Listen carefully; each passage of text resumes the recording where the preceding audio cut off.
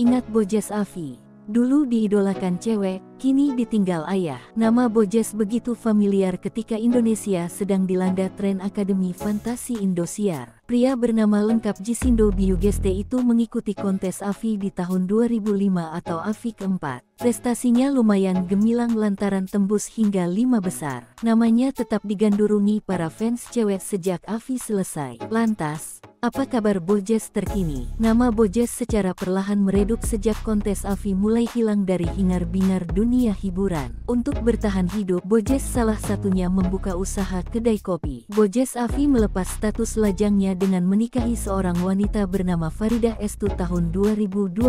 Usut punya usut, Faridah merupakan salah satu fans berat Bojes yang kerap hadir saat Bojes manggung. Rumah tangga Bojes sejauh ini berjalan mulus lantaran jauh dari gosip miring. Namun, jelang berakhirnya tahun 2023, Bojes dilanda kabar duka. Dilansir dari Tribun News, pada Kamis tanggal 12 Oktober tahun 2023 petang, ayah Bojes meninggal dunia di RS Harum Kalimalang. Kabar tersebut dibenarkan oleh kerabat Bojes Afi, Hilman Maulana. Hilman belum mendapatkan informasi penyebab meninggalnya ayahanda dari Bojes Afi.